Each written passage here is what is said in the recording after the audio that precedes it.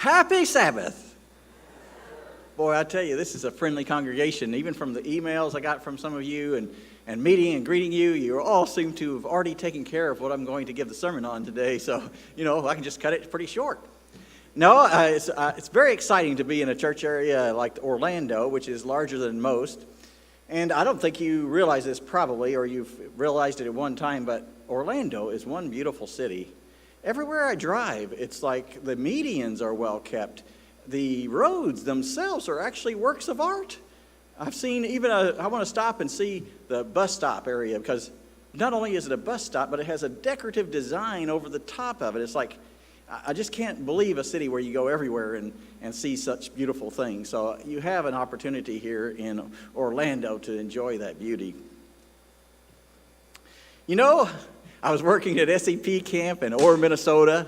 It was 72 degrees, negative ions in the air. Those are the good ones, Also, water was gently lapping up on the shore. And I was living in a lakeside cabin about 100 feet from the water. And in my cabin, there was a TV. Why is that so amazing? Because I don't think there was another TV in all of the camp. And every summer, before this summer just about, I ignored anything electronic. But this summer in particular, I was there with my wife, who was working full-time. I was working full-time there, and we had a 3-year-old son. So to be able to do that, there was a break. My wife was working up in the warehouse, getting ready for the long wilderness trips that she took. I was in charge of the canoeing, open canoeing for that day, so in 15 minutes I had to go down and help with the kids.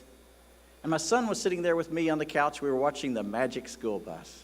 I don't know if you remember that, but it was an educational program for kids.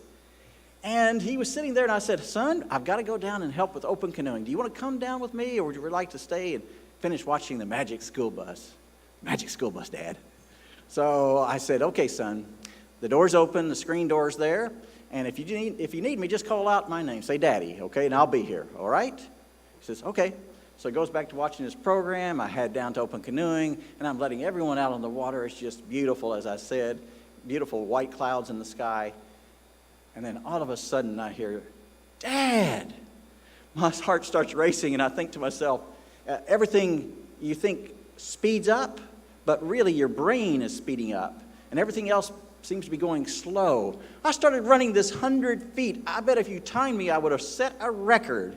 I was breathing hard and thinking in my mind, what kind of idiot leaves a 3-year-old alone? I started thinking, what has my son done in the past? He's tried to throw down things down the toilet, like socks and candle. I thought, maybe he put his foot down there and it's caught in the toilet. Or maybe he grabbed the drawer and there was knives in there that came down. And I bust open that door, look at him, and my son is sitting there, not looking at me, watching the Magic School Bus. And I thought, wait a minute. I said, I know I heard him call out my name. Was this? Boop. This is the emergency broadcast system. If there were some useful information, it would follow. There was no useful information following. So as I was breathing hard, "Son," I said, if you don't really need me, please don't call out my name." And all of a sudden he looked up from the Magic School Bus. He says, "But Dad, I did need you." I said, "Well, what do you need, son?" He thought about it for a minute. He says, "Dad, I love you." Oh, my heart sank. I sat down next to my son. I gave him the biggest hug there was. I said, "Son, if you ever need to tell me that, feel free to call out my name. I don't mind wherever I am rushing to see you." I went on about my business and finished up the open canoeing, and then took him from there, and we finished out camp. I really thought about that for a long time, and I thought, maybe my son is trying to train me. You get a dog and you try to train them, you do little tricks and you do these things. Maybe he was testing that system and seeing if I really would be there. And then I read a book, and I don't remember the author, but it was How to Really Love Your Children. And in that book, he started talking about an emotional tank, and that we all have emotional tanks. And do you know, kids and children show whether their emotional tank is full or empty completely without any fear or reservations. If you're an adult, you hide your emotional tank. It's level. You do your best to hide it. Sometimes you can't. I know when my emotional tank is running dry, it's usually when I'm tired and hungry. Then I realize I start getting short with my family, or my wife is trying to do something for me, and whatever reason, I don't appreciate it. Or my children are trying to talk to me, and I'm ignoring them or something. And I need something to be able to take that emotional tank and fill it. We all have different ways that our emotional tanks can be filled, and it would be good for us to know how that's done. It'd also be even better if you knew how to fill other people's emotional tanks. So how do I know, or how do you know when a child's emotional tank is running dry? You come to church and you have a little 3-year-old and you stand above them. Maybe you're a man, has a deep voice. Well, hello. What's the first thing that kid does? Runs back to their mom or dad, squeezing them tight like a barnacle on the bottom of a boat. Oh, they're squeezing so tight. And they all hide behind their mother and may peek out beside there. You just drained their emotional tank. Interesting. If you've drained their emotional tank, how can you ever talk to little kids without draining their emotional tanks? I learned that pretty quickly. A little girl moved up to our church area. She was 3 years old, beautiful red hair. And she was the shyest little girl I've ever seen. So when I see anyone else go up to her, she would shy away and immediately, just like I said, rush back to her mom or her dad, whoever's closest, and squeeze their legs like there's no tomorrow. As a matter of fact, I think I heard her mom squeal a little bit. Oh, she pinched her, because she was squeezing so tight. And I said, well, that's not the way to do it. So I said, first of all, kids, you need to get down on their level, but you don't need to rush up to them and scare them to death. So when Emily come to church, I'd come and get down, say hi, and leave quickly, because I knew the longer I stayed there, because I wasn't her friend yet, that I drained her emotional tank. I have no desire to drain anyone's emotional tank. The next day, you know what I did? I did the same thing. I said, hi, I like your dress. I was gone. She was sitting there, and she didn't have time. She did go back to her mother, so I knew I wasn't draining her emotional tank. The next day, I said, hi, I like your dress. I'm glad you're here at church. I was gone. Do you know I did this for quite a few weeks, and then one day, I was shocked, because before I could let out, she said, I think you could touch my pinky finger. So I got to touch her pinky finger, and then I lit out, So it was funny, because as I worked with her after a while, something actually changed, because she looked forward to my little visits, my quick little visits. One day, I almost always got to church before she did, but she came into church. She saw me from across the room, and do you know what she did? She ran across the room and jumped into my arms. Oh, again, my heart, if you want to say she encouraged me more than any other person could have. One of the ways that I get encouraged is by hugs. Some of you know it because I hugged you twice today, didn't I? Sorry about that. But anyway, the point is that I now had become a source of encouragement for this little girl. Her parents were her source of encouragement. Her older brother was a source of encouragement. And now I was able to develop in such a situation that I was one of her sources of encouragement. Again, I never spent too much time with her at that point even, but I got to know the family. I taught her older brother how to ride his bike and became his close friend. Another 2-year-old that was in our church congregation, he was much easier to get to open up. Anytime I'd come to church, he'd come and jump in my arms.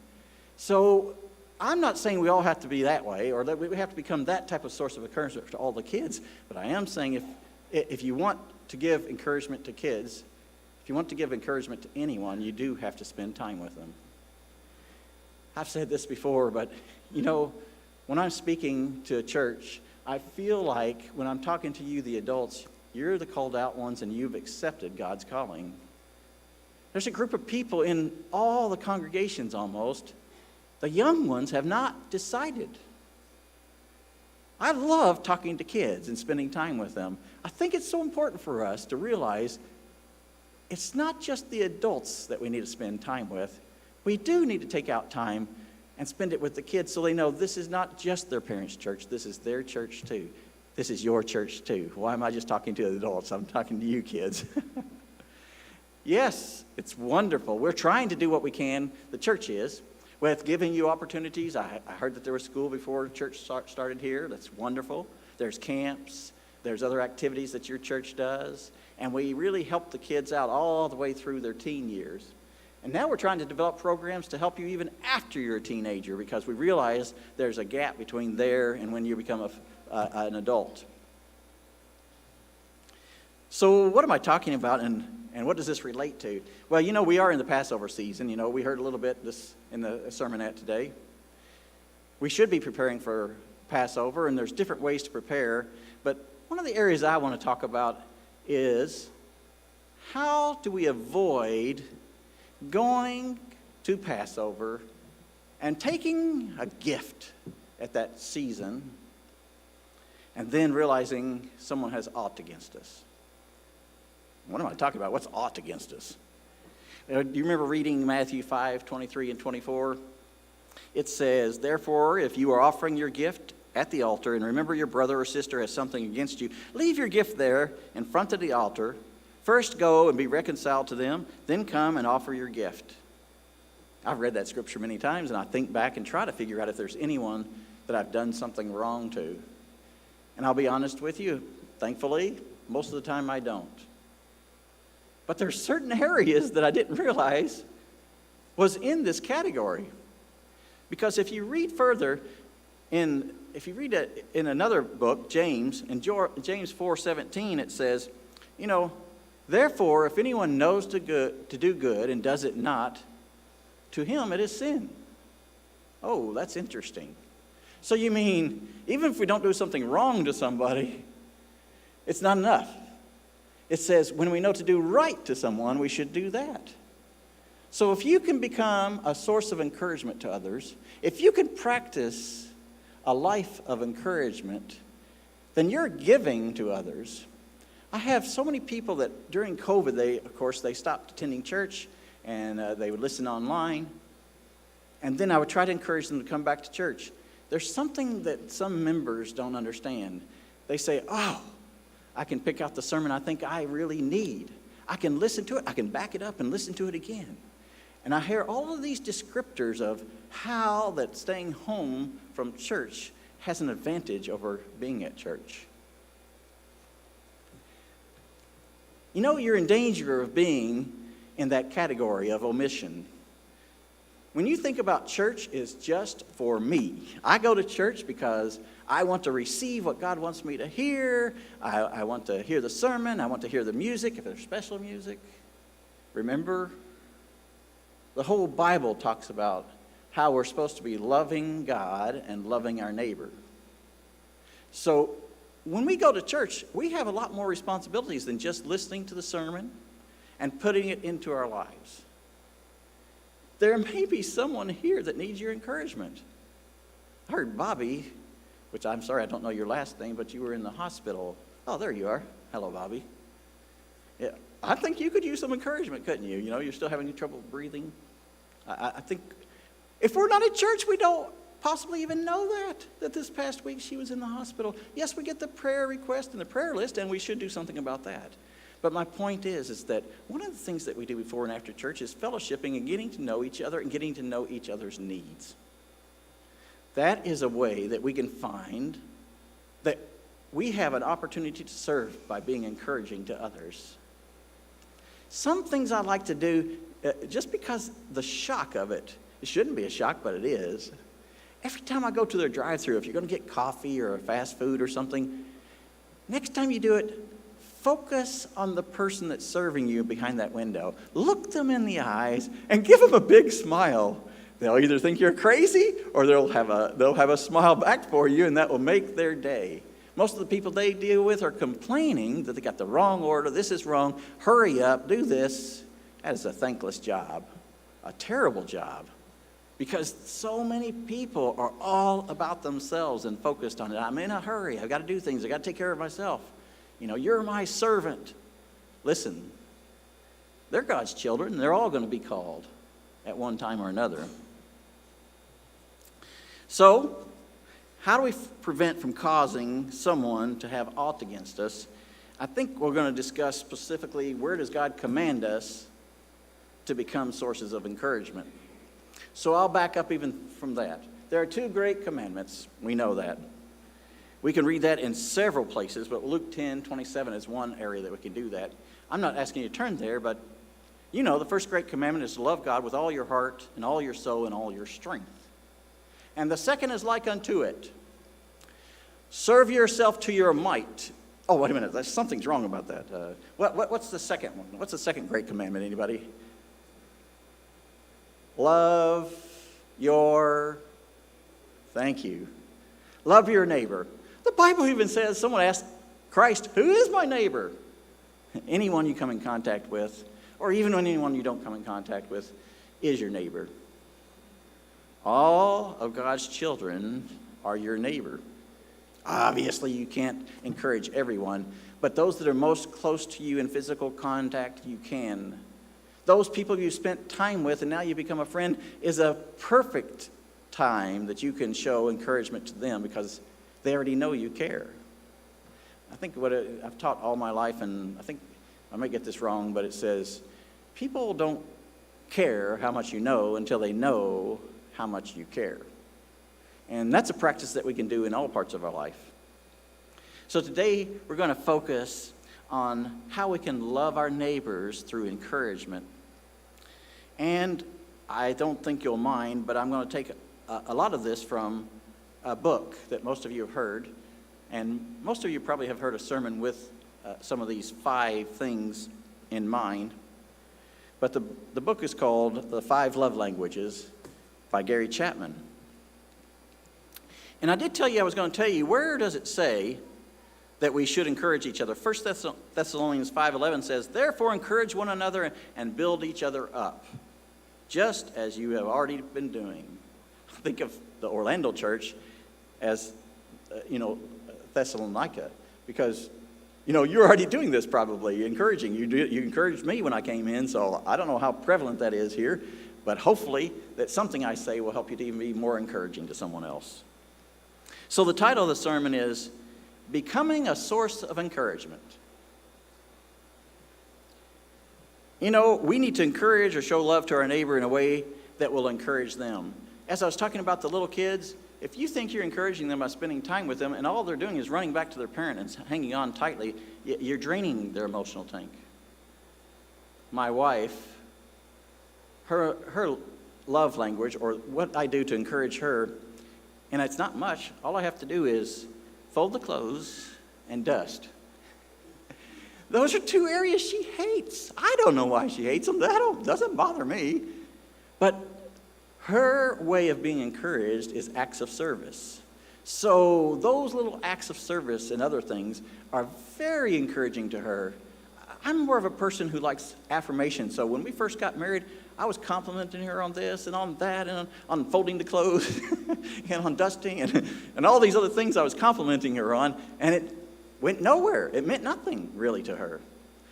Most of us, of the 5 love languages, which I'll mention before I go on because I know I haven't mentioned those, acts of service, gifts, words of affirmation, quality time, and touch. So those are the areas that I'm going to talk about and give you some examples. So the first area that I mentioned already was my son. What was going to fill his emotional tank? All he needed to know is that his dad was near. His emotional tank was running dry, as all little kids' tanks tend to do when they're away from their parents. Have you ever tried to babysit someone for the first time and they cried most of the time while their parents weren't there? They're crying, their emotional tanks are drained pretty quickly because their parents aren't around. And you, if you know how to do this, you try to distract them. You try to get them involved in some game, something that gets them not thinking about their parents, and then their emotional tanks can start to fill up a little bit more. But so my son needed words of affirmation that Dad was going to be there, that he saw me, He needed me to spend some time with him, because once your kid's tank has been drained, sometimes it's hard to build it back up. We need to start spending a little time with them, and be there for them.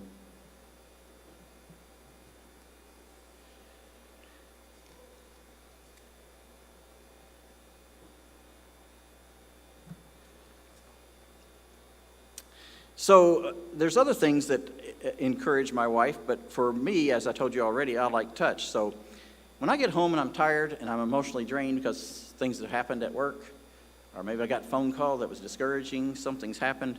When I get home, my wife knows the first thing she needs to do is she doesn't need to talk to me or ask me how my day went. She needs to give me a hug. And when she gives me a hug, I mean, it's just like all the weightless just flows off of me.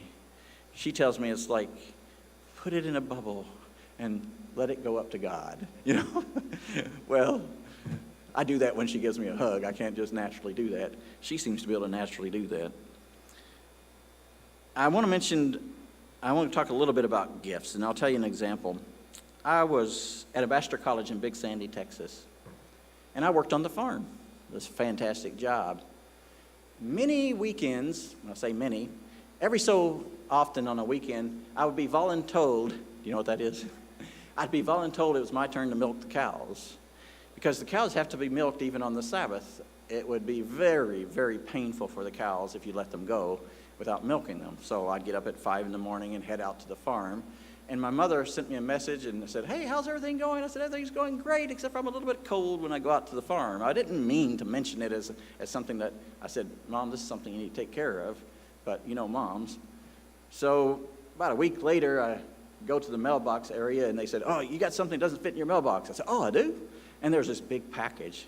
And it was all wrinkled up and everything else, but it was a big package. So I was excited. So guess what? My emotional tank was being filled, even though I didn't know what was inside it. Someone sent me a gift. And then I opened it up, and I was even more excited because she had sent me insulated coveralls. Man, this was a fantastic time. I was going to be warm when I got up to go milk those cows. And, I was so excited. I took it back to my dorm. I immediately tried it on, and I realized there was about 15 pockets, and I said, oh, this is great. I stick my hand in one pocket. Oh, there was a little note from my sister. I hope everything's going well for you. Remember, I'm always the better, the older, and the bigger sister. So my older sister left me a note. I said, oh, that's great. All of a sudden, I reached another note. Do you know how excited I got? All of these pockets, every one of them had a note. My mom had written me a note. My other brother wrote me a note. My younger brother, my youngest brother, my other sister. I have a pretty big family. So, I have lots of pockets. They only filled them. Well, even my dad wrote me a note. I don't know if my dad had ever written me a note before then, but my dad wrote me a note. I've read that several times since then. I've read it over and over again. It was just a small comment, but, he was telling me that he was proud of me. And and whenever there's a pocket that, after all the family had written, there were still more pockets. So every pocket had a note in it. My mom put a few extra ones from her, so she filled the rest of the pockets. Can words of affirmation do anything? Well, I can tell you they do. I've got tears in my eyes right now just talking to you about it. So has it affected me? Yes, it has. Does it give me encouragement every time I think about it? Yes, it does. So my point to you is, even though you think it's a small thing or a small note that you do, even like the card that's back there today, it'd be really wonderful if everybody in this room took the time to go back there and sign that card. So gifts are wonderful things. They don't have to be expensive.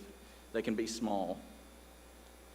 But also words of affirmation, words of encouragement. One day, it had been raining really hard, and it had been dry before that, so I said, I've got a giant brush pile I've got to burn. And I'd like to be safe, so I said, I'm going to start this fire with just paper. And I'd collected paper over weeks and weeks. I put the paper to that brush pile that was soaking wet, and tried to get this pile to burn, and it wouldn't. So after there was no more smoke, there was one side that I was trying to burn, and I walked over to the other side. I said, I can't start this fire. I'm going to put some gasoline on it. Oh, I think I heard some comments already. You're going to, by the time I get finished with this sermon, you're going to say, oh, well, he's an idiot again. No, there was no flame. There was no smoke. Where there's smoke, there's fire. There was nothing there. I don't know what happened, but when I started pouring it on there, poof, I caught on fire with the brush pile.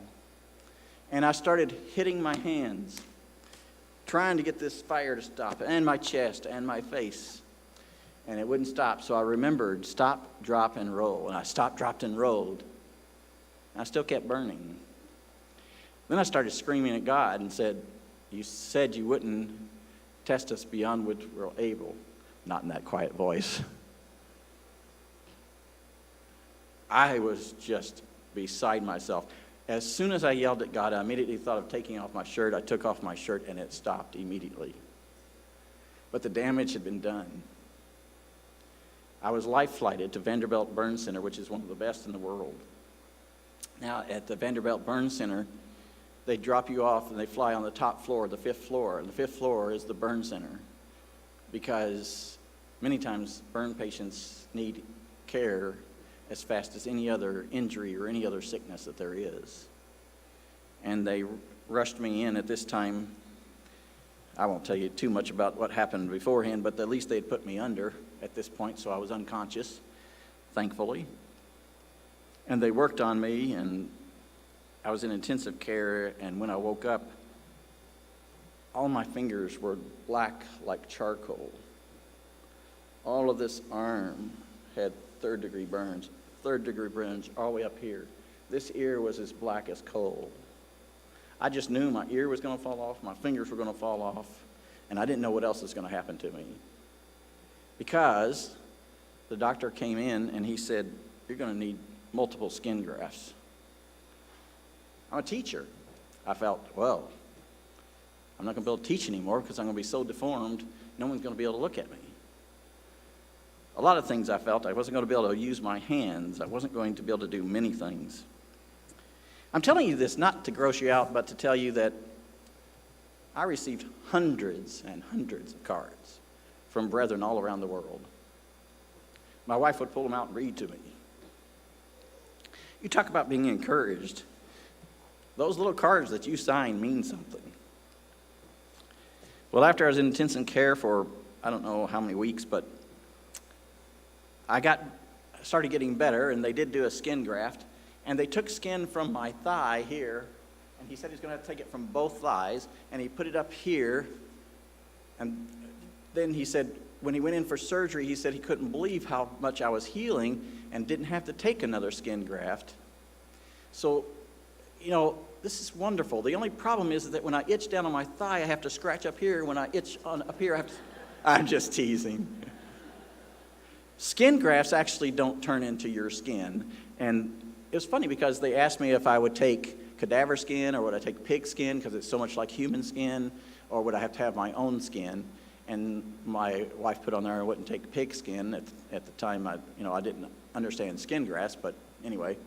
Another guy that was actually the guy who helps keep you from becoming infected came by to see me personally, and he says, "What about this not wanting pig skin?"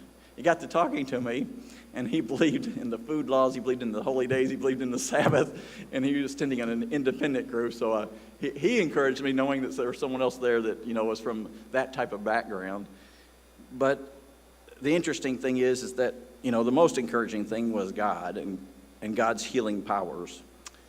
They told me that I could go home with my wife because she was a nurse, and that she had to change my bandages all the time. The fear at that point is infection. The fear originally when they life-flighted me is if I'd breathed in any flames, I'd probably be a goner because it would have ruined my lungs. But after I was in there and they said I could go home, at least if my wife would take care of me there, they said, "You're going to have to come back every week for months, and then you'll be able to come back once every month." And so the first week, I got into my special gear that they give you that helps your skin from becoming scars all over, which I didn't wear because it was too irritating. And I came in, and the nurse asked me to disrobe. I disrobed, and she looked me up and down, and she said, "Wow, you are a good healer." And my heart sank again because I thought to myself, I have a good healer. And God had taken care of me, and that was the only time I went back to visit. And as a matter of fact, you can come up closely and look, and you won't be able to see the scars. Some are there, and I have to describe them to you. This ear is a little bit smaller than this one. If I didn't tell you, you wouldn't know it. I can tell you I have third-degree burns on different parts of my body that I can tell you don't take any pigment anymore. Not a good thing in Florida, is it? No, it's okay because I can wear long shirts that are very breathable. And also, if I put 100% SPF on, I can also do that. As a matter of fact, I work this summer at a amusement park as a lifeguard. Is that crazy? Well, if you don't mind, I'll tell you a little bit about it, because it relates to a sermon on encouragement. I don't know if you read the last Compass Check, but the first article in there, I think, is one I wrote about working at Beach Bend Park. I don't even know if I said the name of it, but I decided to go back and work at Beach Bend Park as a lifeguard because I needed to renew my certification so I could help out at our church camps. And there's no certifications that I could find that weren't on Saturdays. So I went to the park, and they said, yeah, we'll train you. And they asked me about my background, and immediately I said, oh, yes, we'll train you. Because I've taught lifeguards in 4 different states. I've held 40 different positions at camps, most of them around the water. And so they were excited because if you take the class, you have to work for them.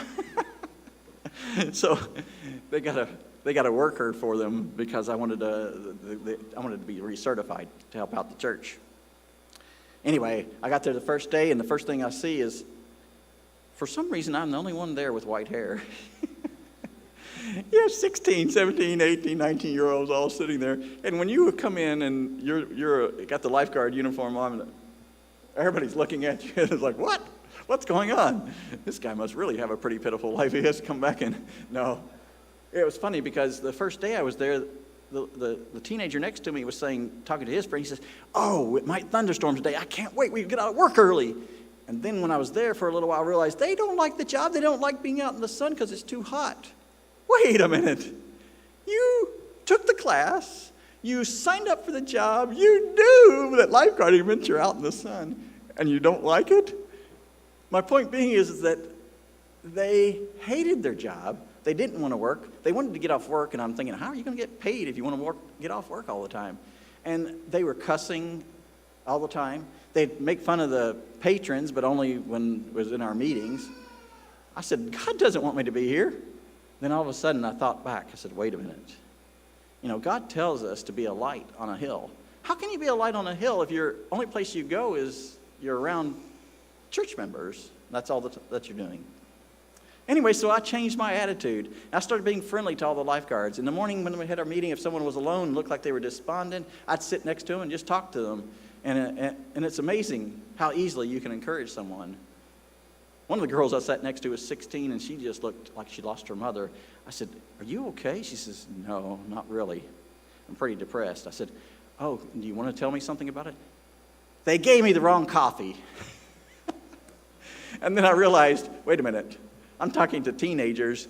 Disasters in their life may be a little different than disasters in my life. So I had to learn that pretty quickly. But I started being friendly and memorizing everybody's name, giving them high fives to the lifeguards as I go by. When the patrons went by, I'd give the little kids high fives. I'd talk to the adults. I'd tell jokes while I'm watching my water. It was amazing the transformation that happened at that park. All the lifeguards loved when I started coming around. Then they'd say, hello, Kevin, hello, Kevin. Anytime I'd come around first, before I got to say anything.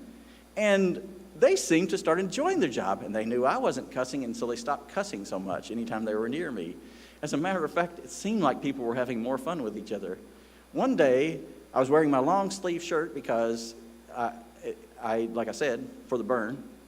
And a 16-year-old girl came up to me and says, aren't you hot in that long sleeve shirt? No, I'm just fine. After work that day, I saw her talking to the head lifeguard. She said, Kevin needs a short sleeve shirt, and I'll pay for it.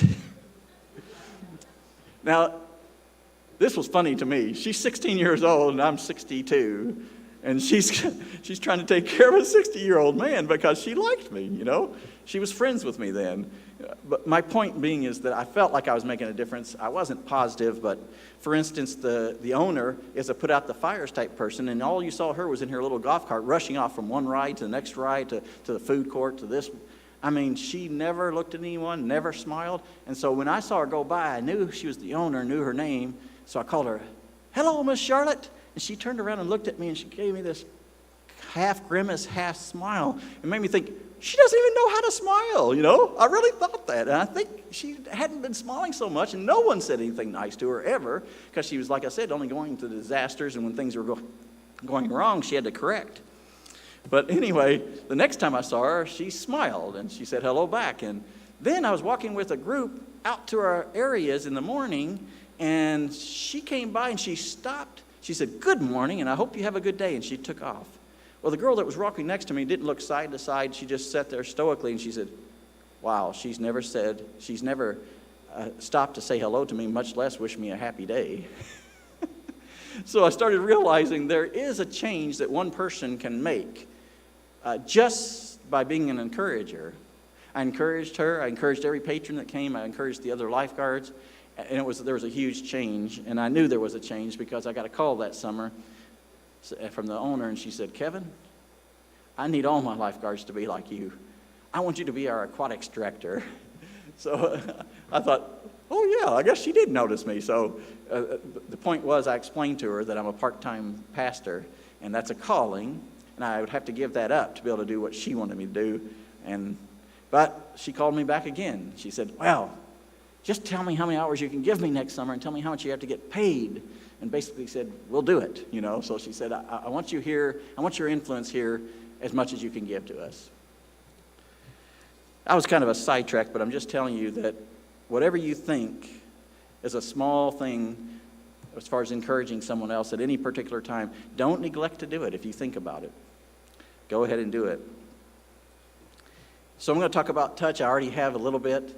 I really love hugs, so if you need a hug today, I would be happy to give you one because you'll be encouraging me at the same time. I had a man that was in church, and everybody knows that when you come into our church in Bowling Green, you're going to get a hug. Unless you don't want a hug, because you don't want to be someone who hugs someone who does not get encouraged by a hug. There are some people that their emotional tanks are drained by that. It may be their past experiences. I'm a man, so for a woman, you have to be very careful. I don't want you to go overboard in doing something like this. But when you know someone likes hugs, it's perfectly all right. Everybody at our church in Bowling Green likes hugs except for Mr. Tuttle. And I knew when I came up to Mr. Tuttle, I'd give him a handshake and move on.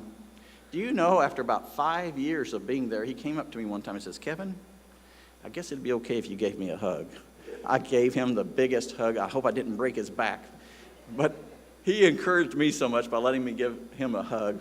And then when he'd come, I'd give him a hug. When he left, I'd give him a hug. Sometimes I'd get busy, and almost everybody was left, and all of a sudden he'd come up and says, "Kevin, I haven't had my goodbye hug yet." He became someone who actually enjoyed hugs. At least he did for me.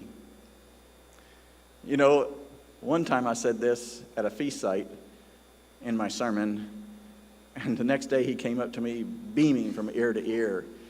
He said, because I said it like this, I said, "Well, there is a man that doesn't like hugs in my church. I wouldn't want to embarrass Mr. Tuttle." Oh, I didn't mean to mention his name. He told me the next day he came back, he really believed he had the Guinness Book of World Records for the most hugs in one day. So he was excited about that. Anyway, it may be just a touch on the shoulder. It may be a handshake. It may be some type of encouragement that you can do. But I'm telling you that some people's love language is touch. And then what about quality time? This one's a big one. Because, sometimes I talk to people and I can tell they're not paying attention to me. I can tell they're off to something else and they're not there with me. You feel immediately that someone doesn't care if they're not looking you in the eye or actively concentrating on what you have to say. Sometimes it even comes through on phone calls. You can tell someone's distracted or they're not paying attention to you on the phone call. I'm telling you, doing the opposite is really encouraging. When someone comes and is talking to you, especially it's little or serious, whatever, if you'll try to take the time and focus on them and spend that time and try not to be thinking about what you're going to say next, but think about what they're saying. One of the hardest things we have to do, myself included, is when someone is introduced to you and they mention their name, your brain is going over here and over there saying, "What do I say next? What am I going to do here?" Because it's the first time you've met them. And then all of a sudden you say, "I don't even remember their name."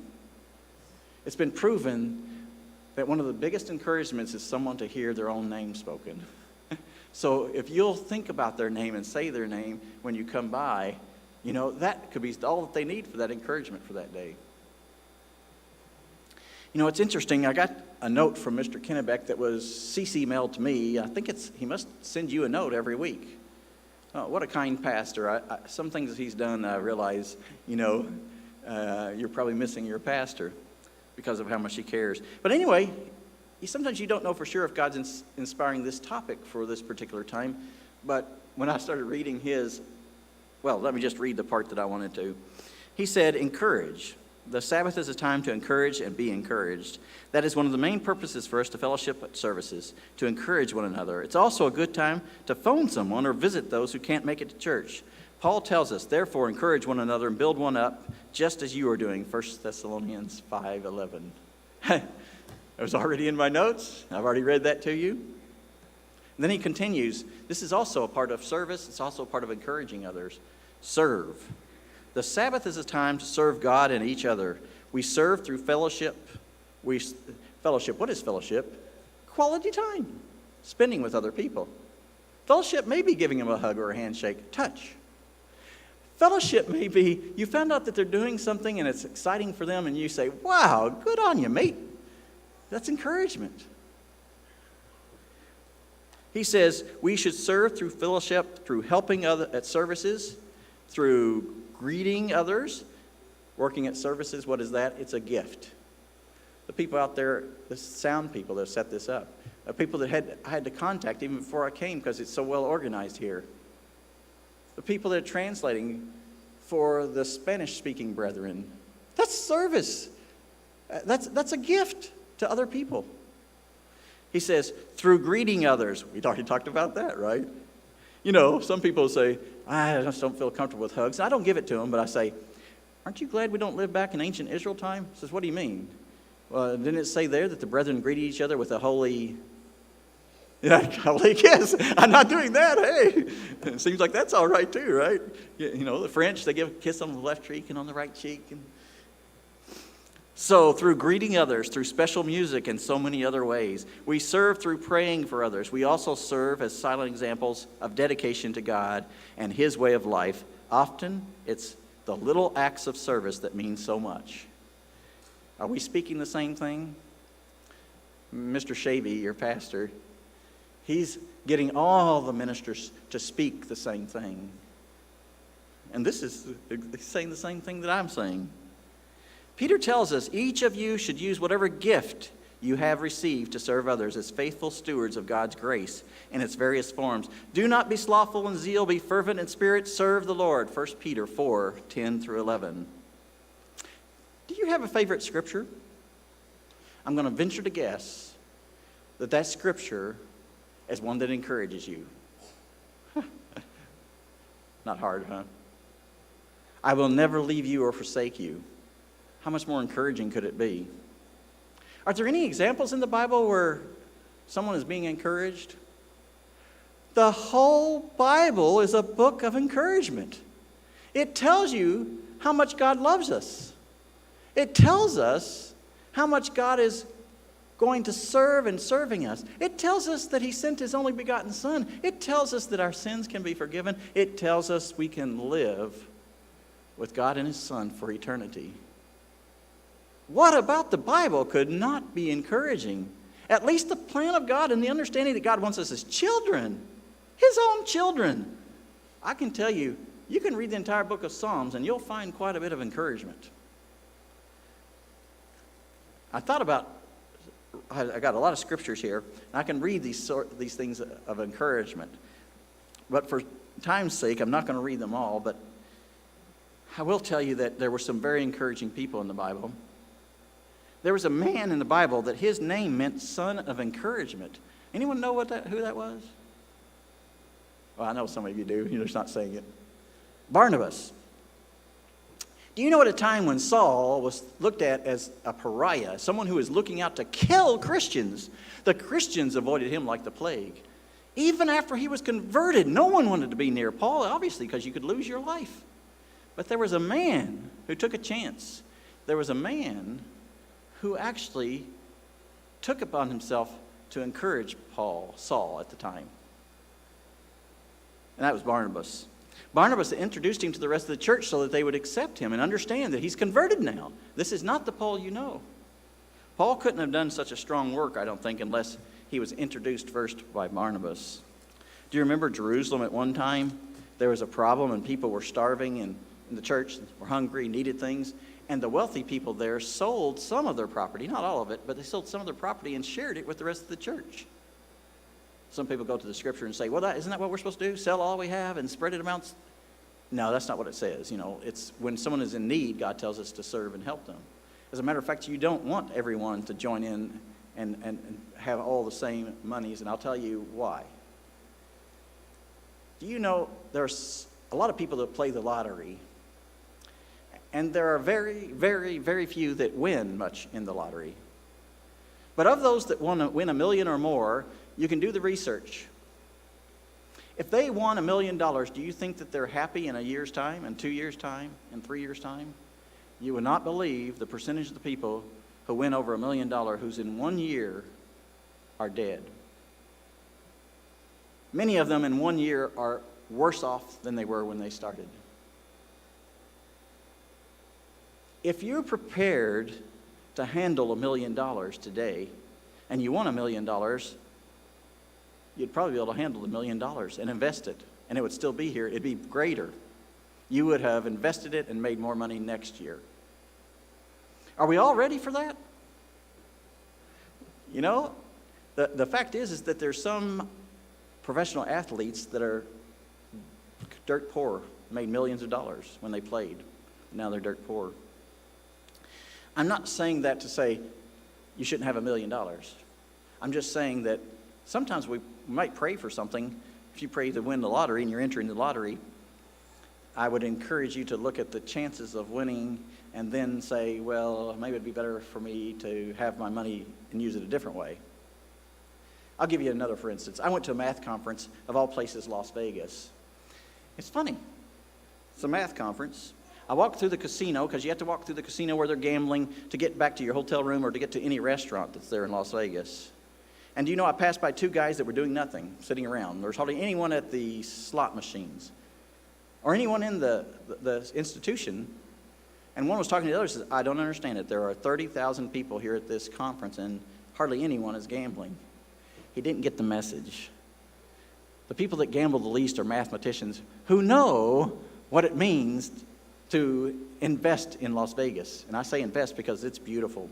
They have beautiful shows that are free. They have every circus on the hour, every hour for free. They have beautiful water shows at the Bellagio. If you're going there and not gambling, there's some things that are beautiful.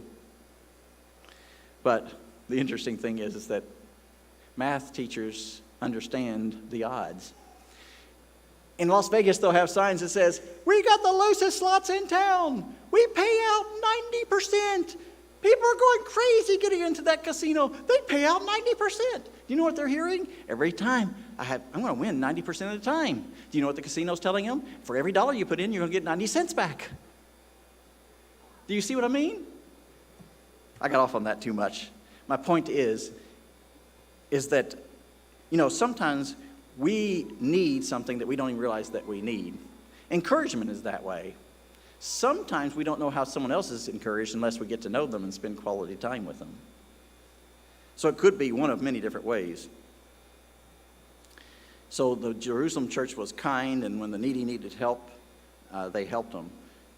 I heard a story about frogs, and they were near the pond. 2 of them fell into this hole, but they were on a ledge, so they were about 3 feet down. And one frog leaped up, and he got up to about 2.5 feet. The other one leapt up and got about 2.5 feet. And then all the frogs gathered around, and they started cheering them, and the frogs were jumping and jumping for all they were worth. And the cheering kept going until finally the frogs were so exhausted they were about ready to fall off the ledge. They couldn't even hold themselves up on the ledge. And so then they started saying, it's hopeless. Stop jumping.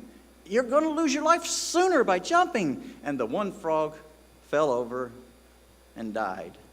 The other one started jumping again. And he jumped a little higher. And they yelled louder, stop, you got to stop. And he jumped a little bit higher and a little bit higher. He got up to 2 inches from the top of it. And they yelled with all their might. They didn't want him to use up all of his energy. And all of a sudden he jumped out. And all the frogs were amazed.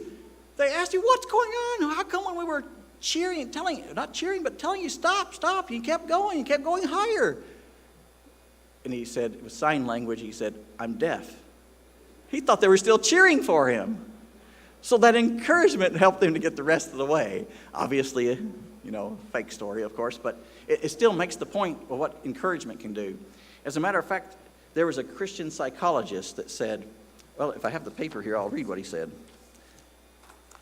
He said, his name is Larry Crabb. He said, the hurting people of the world, the men and women and the boys and girls of the world discouraged from the Murphy's Law of life, they did not always seek a psychiatrist. Their primary need was the love and care of a Christian community where they could find brothers and sisters in the Lord who would nurture and encourage them. I'm not saying anything about psychiatrists because there are some cases that, ministers, we don't know how to help some people. And you can consider them, when the Bible says to have wise counsel, if they've studied for a long time about this, there's some things that they might be able to share. My point being is that there'd be a lot less people that were discouraged and unhappy if Christians were well focused on encouraging others. It would solve a lot of problems. Not all of them, but it would solve a lot. We need encouragers. We need to become encouragers.